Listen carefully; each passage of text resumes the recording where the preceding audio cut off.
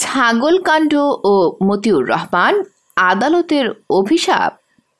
একটি ছাগল, 15 লাখ টাকা আর এক সময়ের গুরুত্বপূর্ণ সরকারি কর্মকর্তার জীবন বদলে যাওয়া, এ যেন নাটকের কোনো গল্প, কিন্তু এটি বাস্তব। আজ ঢাকার চিফ মেট্রোপলিটন ম্যাজিস্ট্রেট আদালতে হাজিরা দিয়েছেন এনবিআর এর সাবেক সদস্য মতিউর রহমান। তার বক্তব্য ছিল স্পষ্ট, ছাগলকাণ্ড আমার জীবনের জন্য অভিশাপ। গত বুধবার বিকেলে রাজধানীর বসুন্ধরা এলাকা থেকে মতিউর রহমান ও তার প্রথম স্ত্রী লায়লা কানিজকে গ্রেফতার করে পুলিশ। আদালতে হাজিরা হওয়ার পর শুরু হয় আলোচনা।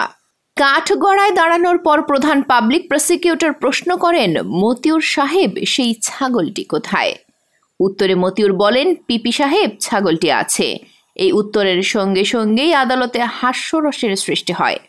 কোরবানির ঈদে 15 লাখ টাকায় ছাগল কেনার ঘটনা সামাজিক যোগাযোগ মাধ্যমে ভাইরাল হওয়ার পর শুরু হয় মতিউর রহমান ও তার পরিবারের বিপুল সম্পদের অনুসন্ধান। দুর্নীতি দমন কমিশন তাদের নামে বেনামে সম্পদের সন্ধান পেয়েছে বলে আদালতে জানিয়েছে। বিচার প্রক্রিয়ার এক পর্যায়ে মতিউর রহমান আবেগাপ্লুত হয়ে বলেন, ছাগলকাণ্ড আমার জীবনের অভিশাপ। ছাগলকাণ্ড শুধু একটি ঘটনাই নয়, এটি আমাদের সিস্টেমের দুর্বলতা ও নৈতিকতার প্রশ্ন তুলে ধরেছে। কিন্তু এই ঘটনার পরিধি কি শুধু এক পরিবারের মধ্যেই সীমাবদ্ধ, নাকি এর গভীরে আরও রয়েছে, তা খতিয়ে দেখা হচ্ছে।